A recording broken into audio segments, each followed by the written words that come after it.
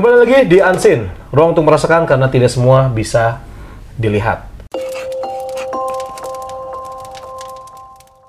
Nah, episode kali ini spesial karena sekarang ini saya tidak berada di studio, tapi seperti di studio, dan saya sudah bersama dengan tim dari KTJ. Bagus, tepuk tangan Kakak Daya dapat nasi kotak berarti nanti. Pokoknya gitu, kalau misalnya lagi out frame, unseen, siapapun yang tepuk tangan, nasi kotak. Nah, tapi gue bingung, kalau misalnya tepuk tangan yang nggak kelihatan, gue bingung ngasih nasinya. Dibakar mas nasinya. Dia serius loh. Kalau nggak kelihatan. Nanti kalau nasinya dibakar, itu biasanya suka dikasih tuna, suka dikasih cakalang, jadinya enak. Oh, nasi bakar tuh. Nasi bakar ya. Oke, sekarang kita sudah ada Om Hao, di situ udah ada Kakak Dai, jauh-jauh datang ke studio kita yang kecil ini. Ini kecil banget ya, nggak jadi ini, ya ini kos-kosan aku. Nggak, ini kamar, ya kan? Om Hao kamarnya di lantai 6. Nah, atas. Ya, saya di lantai 5. Gitu. Jadi kebetulan pas banget hari ini saya bisa berjumpa dengan dari Kisah Tanah Jawa bersama Om Hao. Di situ juga ada Kakak Dai, dan malam ini tepatnya kita akan melakukan penelusuran untuk pertama kalinya dari 3 konten kreator horor terbesar di Indonesia. Kisah Tanah Jawa, Jurnalisa, dan juga Diari Misteri Sarah. Are you ready, Om? Ready. Siap. Pernah. Iya. Gue sebelum kita ngobrol-ngobrol lebih dalam lagi ya mengenai tempat yang sekarang kita lagi datengin ya. Om, gimana Om perasaannya? Pernah kepikiran nggak bikin kolaborasi 3 konten sekaligus? Kalau kepikiran pernah mas. Tapi kita ngalir ya. Dalam artian kalau nanti dipertemukan atau memang sudah berjodoh, pasti akan jalan. Begitu. Jadi memang awalnya kan saya sama Mbak dulu, sama Mbak Sarah, terus kemudian pas waktu di Jakarta secara tidak sengaja juga ketemu sama Mbak Risa. Cuman kan kita dulu itu kan berpikirnya ngefans semuanya gitu, ke Mbak Risa, ke Mbak Sarah, dan kita sedikit tahu diri lah kalau ngajak collab sebenarnya di awal-awal itu. Kamu tahu nggak? Mbak Sarah itu telepon aku tuh, telepon aku malam-malam. Fat, aku nemu kayak aku juga, tapi dia masih kecil. Aku umur 6 tahun, dia umur 4 tahun. Nah, siapa? Enggak, aku ngefans banget sama Om Hao. Lah, katanya lebih kecil, tapi kok udah om-om, kata gua. Awalnya gua nggak tahu Om Hao siapa waktu itu. Pas diliatin, oh, iya nanti aku mau collab. Oke, gas. Tapi ternyata akhirnya kita udah bisa sedekat ini sekarang. Iya, waktu itu kan Mbak Sarah telepon tuh juga nggak percaya. Loh ini bener Mbak Sarah gitu. Bener mas, Mbak Sarah siapa bikinnya gitu. Sarah siapa? Sarah Sehan? Bukan, Mbak Sarah ini toh yang, maaf ya mas, di Mister Tukul toh, iya mas. Nah kan dulu sering nonton, sekarang ini Mbak, kita mau syuting bareng. Iya. Dan ini, oh Mbak toh, iya. Mbak Sarah beneran? Iya Mbak Sarah beneran gitu. Waktu pertama kali mas. Kenapa nggak video call, ribet banget ya untuk meyakinkan kalian gitu. Kan sekarang zaman udah berkembang gitu ya. Iya, kitanya kan yang kaget mas, nggak nyangka. Kan ya kita kan apa ya mas, datangnya dari desa gitu ya. Jadi ya kaget gitu, kagetnya. Jadi waktu ketemu pertama di Jogja itu udah ditunggu-tunggu tuh. Jadi kayak udah ketemu sesuatu yang dari dulu pingin ketemu gitu. Makanya waktu pulang ya, waktu pertama ke Jogja itu kan kayak ada yang lepas gitu. Maksudnya ada kayak yang ditinggal gitu. Terus kita nanti banget gitu kalau ketemu gitu. Terus ya beberapa bulan yang lalu dikasih. Ini kamu lagi ngerasain nginget sedihnya ya? Iya. Jadi, nempel ya? Nggak sedih banget sih, lebih apa mas? Lebih kayak nggak mau, kayak gini, lo kehilangan seseorang yang kayaknya dia mau pergi jauh gitu loh. Iya. Ya kan? Iya, kayak ketemu lagi. Kayak kita itu kalau maaf ya, kalau kayak pacaran tuh LDR gitu. Tapi ya. sudah sehati. Udah sehati, terus udah gitu harus tugas lagi, LDRan lagi, iya, itu rasanya nggak enak gitu. Terus nanti ketemu lagi gitu. Jadi waktu saat ketemu tuh sesuatu hal yang dinanti banget. Karena kalau cuman udah bisa jauh terus cuman kadarnya diain aja kan beda mas. Hati itu mas mending nggak usah lah gitu. Tapi kalau ini tuh nggak sekedar collab aja jadinya. Jadi kayak kita ketemu keluarga lagi, ngobrol lagi bareng lagi gitu loh Mas. Beda kayak kita cuman ketemu aja jadinya. Iya. Makanya ketemu seneng, pisah sedih. Nah gitu. Nah, ada rasa itu. Aku inget banget waktu pas perjumpaan dengan Om Hao, Kakak Dai, terus udah gitu juga bersama tim-tim yang lain ya. Waktu saat itu masih komplit. Iya. Ya kan? Itu juga terasa banget gitu ya bahwa Om Hao tuh karakter seperti ini. Kakak Dai itu yang masih pendiam. Sekarang ya sama pendiamnya.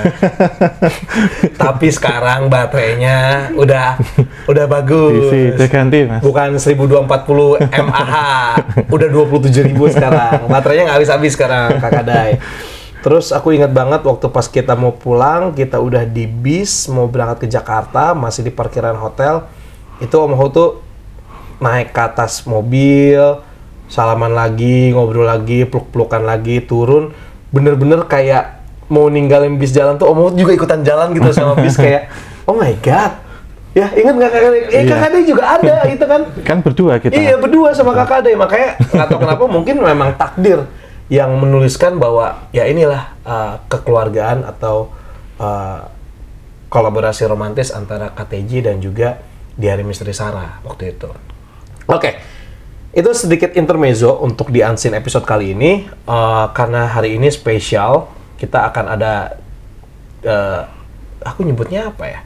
Kalau di DMS kan ini kolaborasi yang wow banget gitu, amazing collaboration. Benar nggak bahasa Inggrisnya? Iya. Ya, oke. Iya, ini amazing banget, kayak jujur aku nggak kepikiran sih akan ada kolaborasi seperti ini, tapi ternyata dari Hari Misteri Sarah, Jurnalisa dan juga KTJ bisa mewujudkan itu, dan nanti malam akan seribet apa, sebesar apa energinya di lokasi, itu nantiin aja. Jadi kalian harus nonton. Ini episodenya juga semuanya bersambung ya, dari mulai Jurnalisa, KTJ, DMS, begitu terus tuh. Iya. Ya gitu. Satu kesatuan, jadi series. Kalau harus nonton satu, nonton semua. Iya. Gitu. Oh, berarti settingan dong? Enggak di setting. Ini kita di timekeeper. Jadi kita ganti tim. Udah 1 jam atau 45 menit ya. 45 menit ganti tim. Gitu. Jadi ribetnya di situ tuh. Iya. Persiapan tim harus lebih cepat karena kan kita nggak pernah tahu dalam kondisi lagi interaksi atau berkomunikasi ketika time up, ya kan? Kita harus ganti tim. Gitu. Oke. Lokasinya sekarang kita lagi di Cirebon. Mungkin kita mau berbicara atau cerita seputar Cirebon dulu nih, Om Hao. Nah, ngomongin Cirebon, ini aku ada 2 tempat yang menurut aku menarik. Om Hao kan sejarawan lah istilahnya. Mau prosesnya. Proses ke sejarawan. Iya. Ngambil kuliah? Ilmu sejarah. Ilmu sejarah. Iya. S2? UGM. Iya. Udah lulus? Baru mulai tesis. Iya. Oh, udah tesis lagi? Udah tesis aku, Mas. Kok cepet banget? Iya. Oh. Udah bab 2 sih. Walaupun Gitu. bab 1-nya masih saya masukkan ke profesornya, tapi kan dulunya lagi ke Belanda. Tapi daripada saya nunggu lama, saya tetap kerjain. Oh iya, itu. Biar cepet. Harus dicontoh ya. Kayak gitu. Walaupun belum ini ya koreksi ya, tapi kalau saya kebiasaan dikerjakan dulu.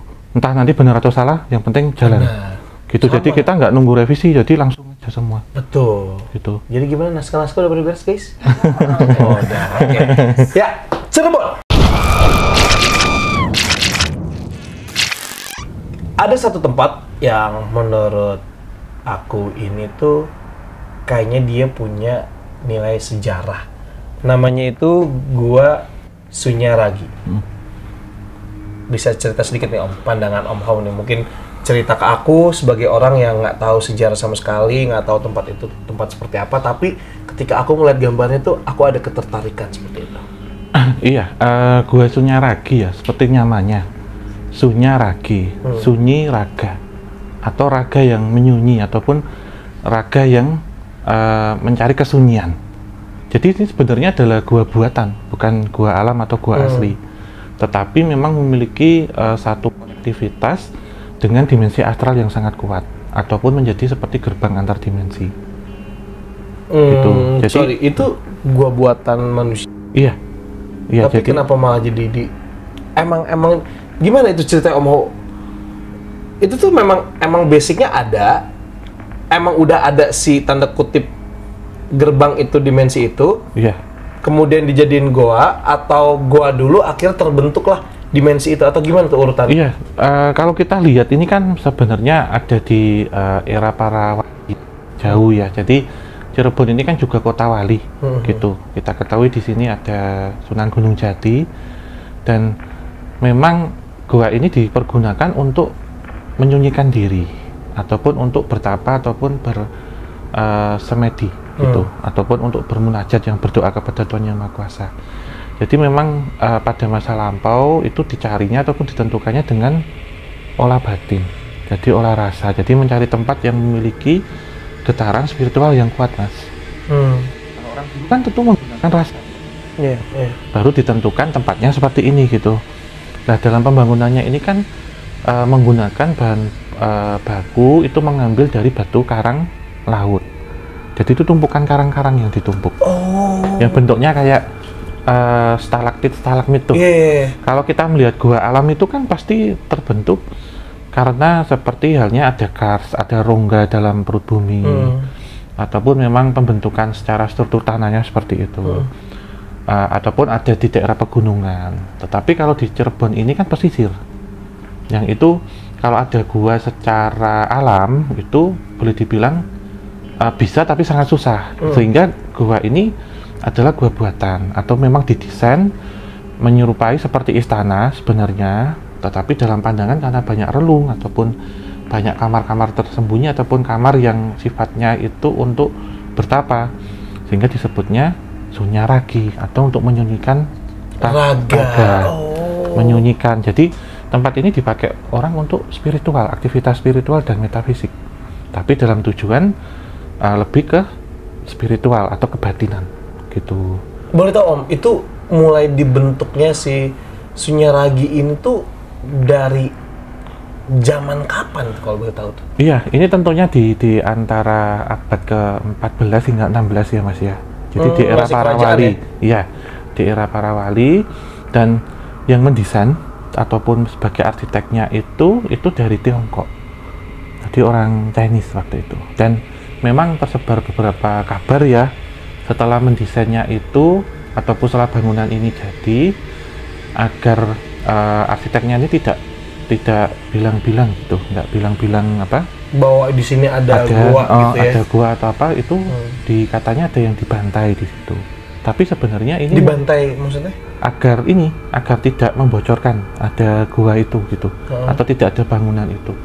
Jadi memang ada beberapa kabar-kabar seperti itu, tapi saya sebenarnya menilainya sengaja dikaburkan atau dihilangkan. Jadi karena ini kan sifatnya multitafsir, Mas, jadinya kalau sejarah itu. Jadi yang kabarnya dibunuh ataupun dibantai itu hanya kiasan saja. Pada umumnya mungkin mereka kemudian diasingkan atau kembali ke negaranya. Gitu. Oh, iya, masuk akal sih sebenarnya. Oke, jadi itu adalah penafsiran yang sebenarnya bukan seperti itu, gitu ya. Jadi memang masuk akal bahwa istilahnya yang ngebangun orang-orang pada saat itu adalah orang Tiongkok. Ketika udah selesai, ya mereka kembali pulang. Jadi kalau misalnya di sekitar situ nggak ada yang ngelihat, ini mana nih orang yang ngebangun, oh kayaknya dibantai gitu ya kan. Ya itu kan ya bisa jadi apa ya, ya bisa juga sih kayak gitu ya. Iya, karena kan beredar kabarnya bisa kabar burung ya, Mas. Karena kan zaman dulu kan belum ada WhatsApp, belum ada sosial media, belum tahu udah balik apa belum. Iya benar. Ya logikanya kan ini tempat akan dibangun untuk tempat bertapa spiritual ya. Kan ada baiknya memang nggak ada pertumpahan darah, Mas, di situ. Setuju. Logikanya. Benar. Logikanya benar. Ya, dan memang hubungan antara Cirebon waktu itu dengan Tiongkok kan dekat ya. Salah satunya juga Sunan Gunung Jati sendiri itu kan memperistri putri Cina, putri Tiongkok, Ong Tingyu. Gitu. Ya kalau nggak salah penyebutannya ya, karena waktu itu beliau sangat dekat, terjadi banyak asimilasi di situ. Ong Ting itu istri beliau gitu. Yang salah satunya kemudian banyak mempengaruhi arsitektur-arsitektur yang ada di Cirebon ini. Jadi perpaduan ada Jawa Sunda, kemudian ada Timur Tengah, bahkan juga ada pengaruh secara dari Tiongkok juga. Oh gitu. Iya, jadi gabungan. Karena kalau kita lihat kota-kota pesisir kan adalah kota-kota bandar, Mas, yang menerima banyak pedagang dan juga para bandar dan juga ada saudagar itu dari negara asing. Yaitu entah dari India, Arab ataupun dari dataran ya itulah Tiongkok. kelebihan daerah pesisir ya atau tempat ya. Jadi emang banyak orang-orang yang bisa masuk ke daerah situ. Tapi kalau misalnya kita ngomongin goyang sendiri tadi kan Om sempat bilang bahwa ini dibangun dari batu-batuan karang, gitu. Tapi memang itu pure karang atau gimana? Kan karena kalau misalnya dilihat tuh kayak ada batunya kecil-kecil gitu. Iya, itu sebenarnya. Atau ada bahan lain lagi? Tentunya ada bahan lain ya, penunjang. Tapi itu memang dari susunan batu karang. Oke. Jadi batu karang itu kan memang kalau kita lihat di pantai ya, terutama ada di lebih kebanyakan tuh di pesisir selatan tuh. Itu kan memang kecil-kecil, Mas. Jadi dia susunan batu-batu yang memang membentuk gitu kayak koral-koral itu. Dan di sini digabungkan, disatukan. Jadi kalau saya melihat sebenarnya mirip struktur dari Gua Sunyaragi itu kayak istana pasir modelnya.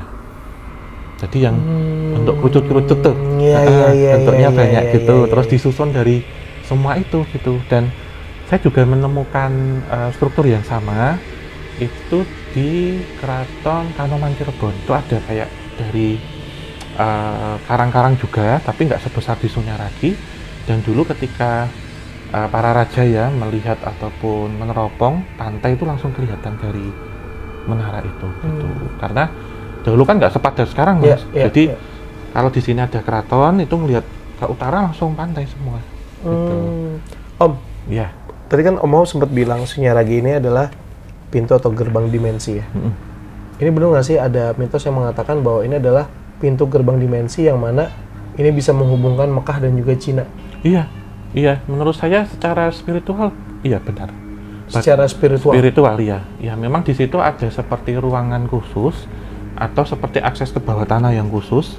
Ini terhubung sampai ke Tiongkok dan bahkan sampai ke Mekah, ke Jazirah Arab. Ruang bawah tanah, Om? Iya. Om, itu kan jauh banget, Om, kalau kita ngitungin. Ya, secara ini ya, secara kalau bikin tunnel ya. Iya, kalau bikin tunnel itu kan berapa banyak jarak yang harus ditempuh. Ribuan kilo, ya, secara fisik gitu. Secara metafisik ya, Mas. Dan bahkan ini terhubung juga dengan Keraton Laut Pantai Utara dan juga Pantai Selatan. Begitu. Secara batin terhubung memang. Nah, dahulu kisahnya ketika Putri Ongting pingin kembali ke negerinya itu lewat situ, Mas. Tapi menggunakan batin. Jadi ketika beliau bertapa atau bersemedi itu kan astral projection, Rogo Sukmo. Sukmanya yang ke sana. Jadi bukan raganya. Oh, gitu. Ya, maknanya itu. Jadi ya, jadi kan manusia itu kan ada olahraga, olah rasa atau olah batin. Nah, ketika berkaitan dengan spiritual, spirit itu kan batin, kebatinan. Berarti yang jalan itu batinnya. Ya, terowongan ini ataupun lintas dimensi ini menjembatani itu, Mas. Gitu. Kalau secara seluruh raga ya, kalau kita sekarang naik pesawat ke sana. Ya pindah gitu ya, kayak naik pesawat. Bener. Tapi kalau zaman dahulu teleportasi itu yang menggunakan angin. Kendaraannya angin. Nah, kita naik pesawat juga kendaraan angin, Mas. Tapi membawa raga kita. Tapi namun kalau secara batin atau rasa itu angin yang membawa spirit atau energi dalam tubuh kita, ataupun halusnya lah kalau disebut. Sehingga orang-orang dulu memanfaatkan ruang-ruang yang memiliki satu getaran-getaran istimewa yang berkaitan dengan kesinambungan alam semesta itu menggunakan batinnya untuk berteleportasi. Tapi kalau sampai detik ini masih bisa dipakai nggak untuk tempat seperti itu berteleportasi dalam tanda kutip ya? Masih. Om udah pernah ke sana lagi? Saya jujur ya, ke Sunyaragi itu hanya lewat aja, belum sempat mampir. Karena tahun lalu itu dari kami tim Kisah Tanah Jawa itu ke Keraton Kanoman dan Kasepuhan. Tapi belum sempat ke sini karena kita ke bekas klinik sama ke bekas pabrik gula gempol waktu itu di Palimanan. Jadi kita hanya lewat aja, Mas. Sebenarnya kita pingin sih ke situ, tapi untuk melihat gini kan kita nge-track nih, secara tidak sengaja kan tadi juga saya ke sana secara halus keluar satu saat untuk ngecek ke sana. Tapi Om Ho yang ngasih VR-nya ke aku berarti? Iya, Nah, Mas kan tadi tak lihat yang ada Putri Ongting yang gambarannya seperti apa, terus aku nggak ngelihat. Oh iya. Oke, sama lihat. ini Mas, Ya, sama oke, pohon leci itu juga gerbang antar dimensi juga. Yang ada di situ, pohon leci itu. Iya. Pohon leci itu kan buah dari Tiongkok. Itu bentuknya kan dia tumbuh di atas karangnya juga. Jadi memang menurut saya aura yang menyeliputi di situ adalah putih, dan ketika mau VR ataupun kita secara metafisik datang ke sana, itu juga ngurus perizinan secara batin juga. Karena kalau nggak gitu nggak dibuka aksesnya. Tuh. Tapi berbicara mengenai putih nih Om. Ya. Bener nggak sih ada orang-orang yang mereka mengaku bahwa mereka melihat seperti sosok siluman ular putih? Iya. Iya, itu benar Mas. Jadi apapun yang ada di sana itu semuanya serba putih. Jadi ada seperti putri-putri Tiongkok yang pakai baju putih. Nah, ini sebenarnya jelmaannya dari ular putih. Jadi white snake. Ini yang sekarang ada di kepala aku nih, yang pakai ini cewek Tiongkok ya? Iya.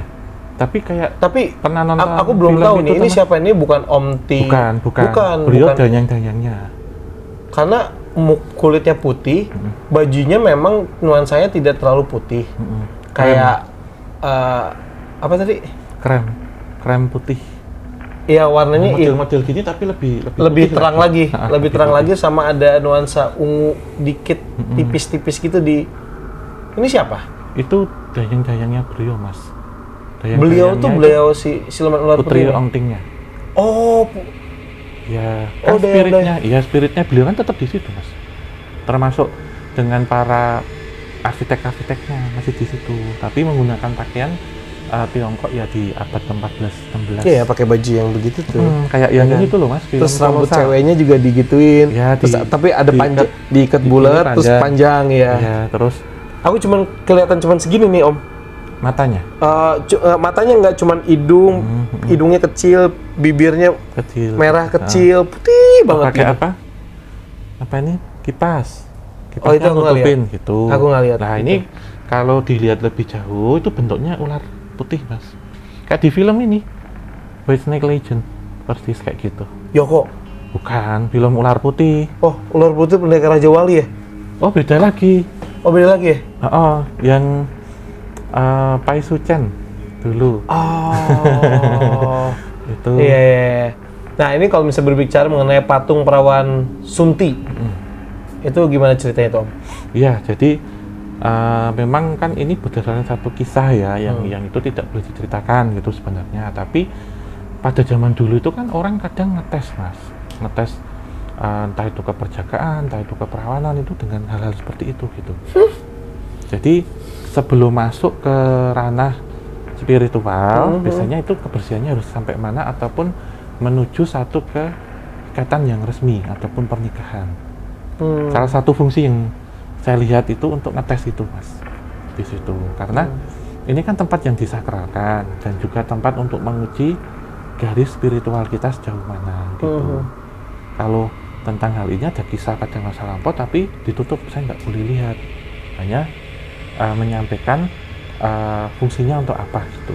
Karena seperti halnya pohon leci yang ada di situ, itu juga pohon 1000 obat.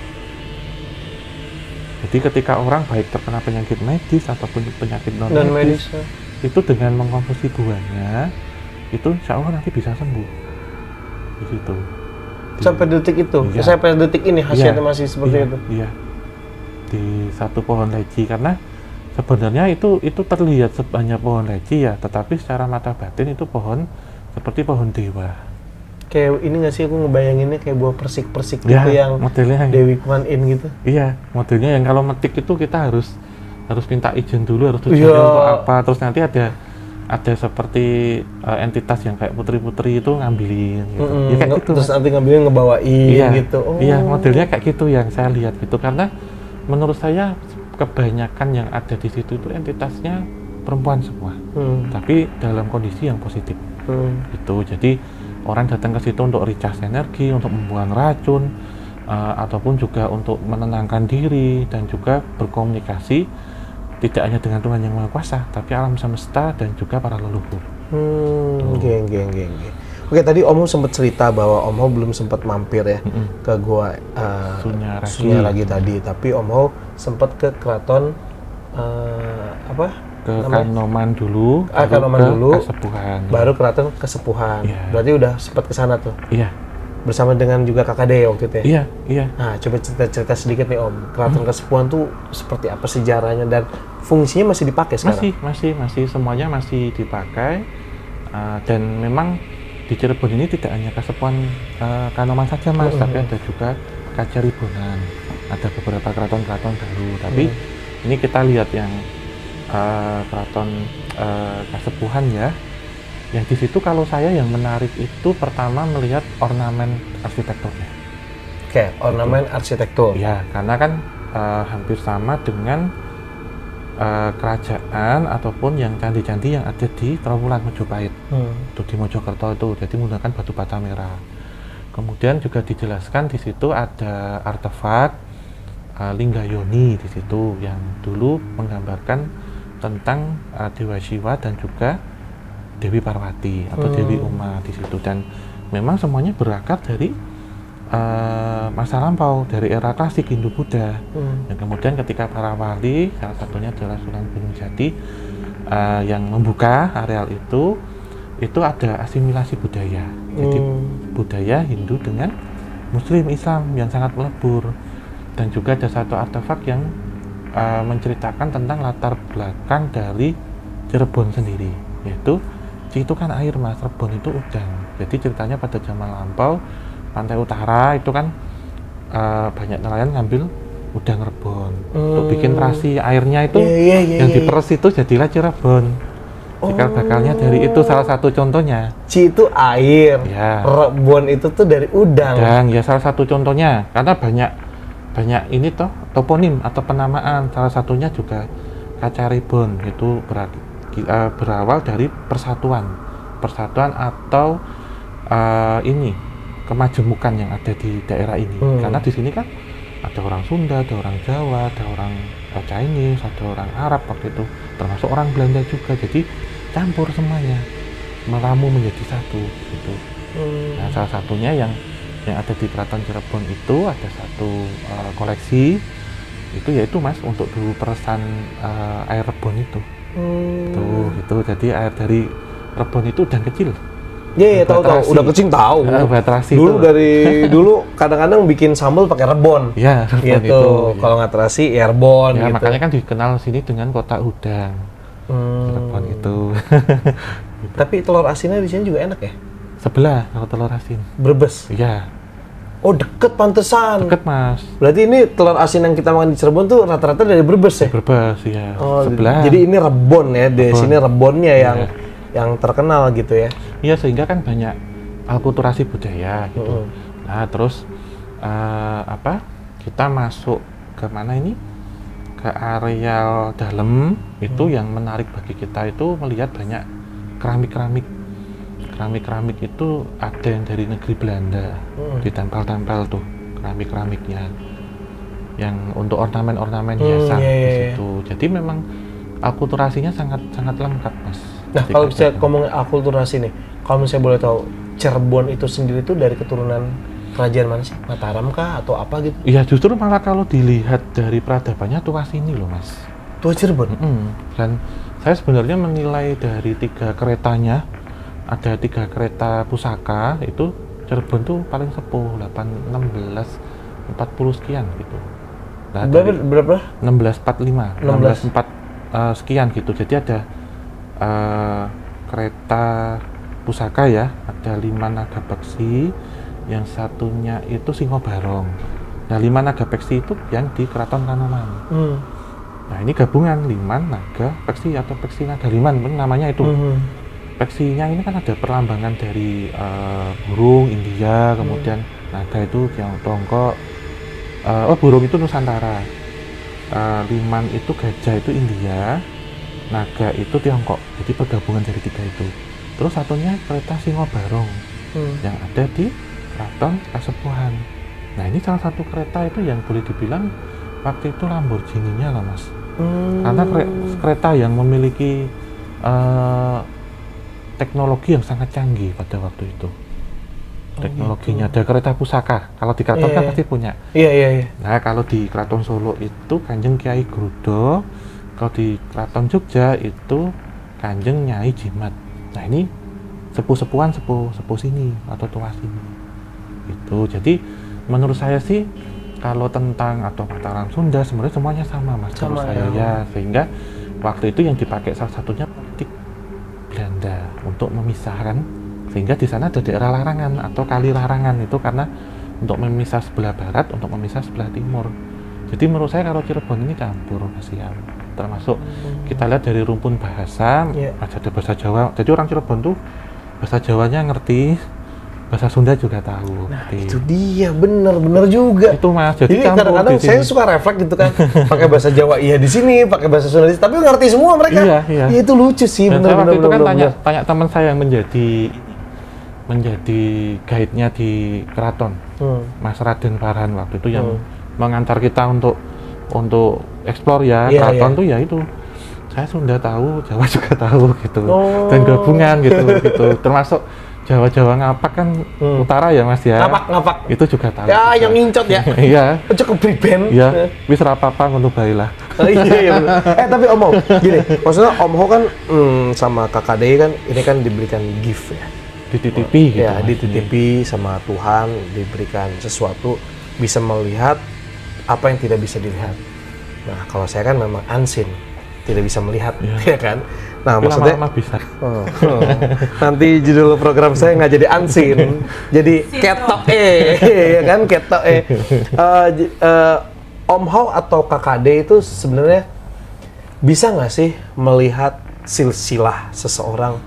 Oh, dia itu dari silsilah kerajaan ini. Oh, dia tuh turunan ini.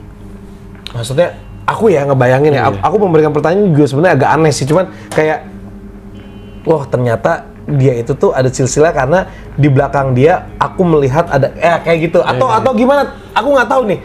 Aku nggak tahu. Karena aku kan berharap aku turunannya Kerasakti kan. Mungkin Kakak Dei masih ingat waktu itu aku ngotot, please aku Kerasakti aja please. Padahal nggak ada kera-keranya ya. Kalau melihatnya Mas, secara ini kayak kalau tes itu rapid test mungkin ya cepet ya. Gimana tuh Om Ho? Iya, rapid testnya? Kalau rapid testnya itu kalau diizinkan ya Mas ya, itu insya Allah bisa karena ada... Diizinkan tuh maksudnya diizinkan sama Tuhan dan juga diizinkan sama beliau yang mau kita lihat. Iya, diizinkan memang kita diarahkan untuk itu ya. Tentunya atas kuasa dan izin Tuhan yang Maha Kuasa dan juga diberikan akses oleh beliaunya. Jadi kalau saya pribadi itu tidak asal ketika melihat, misal kayak Mas Padi ada sesuatu, ya saya tahu saya nggak akan cerita sebelum saya ditanya, karena kode etik saya demikian Mas. Jadi nggak terus, wah saya cerita gini-gini tanpa Mas minta, itu tidak. Jadi ketika ditanya atau ada keturunan apa, ataupun saya dari mana, kalau tidak untuk iseng ya Mas, untuk tujuan yang memang ingin tahu ataupun ingin napak tilas atau sudah waktunya, itu insya Allah bisa. Jadi secara tanda saja, karena setiap orang ini kan kita ada di Nusantara ini kan, Nusantara itu kan terbentuk dari banyak kerajaan Mas. Iya betul. Itu sehingga kalau itu dulu tuh gini, dulu tuh aku belajar sejarah di sekolah itu sangat menarik sih. Iya. Walaupun zaman dulu tuh kayaknya nggak ngerti gitu ketika belajar sejarah gitu. Tapi sekarang tuh ketika ngomongin sejarah itu tuh kayak kok malah jadi cepet nempelnya gitu. Karena mungkin udah sempat belajar, cuman dulu mungkin nggak ngerti kali ya. Tapi sekarang ketika diceritain tuh, oh kerajaan ini, kerajaan itu gitu. Oh ini pahlawannya tokohnya ini, tokohnya itu, kayak gitu. Iya, jadi Nusantara sendiri itu kan tersusun dari banyak kerajaan. Hal ini sebenarnya menjadi pertanyaan, sering saya ditanyain gitu. Katanya di Indonesia atau Nusantara itu banyak orang pintar, banyak dukun, paranormal, kok kita bisa dijajah? Ya sebenarnya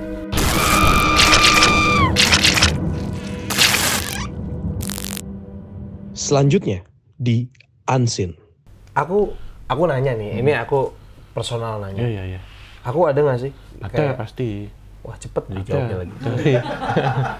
Nah ini kebetulan Kakak Dei udah beres. Aku tidak tahu nih Kakak Dei menggambar sosok apa, nanti mungkin bisa diceritain.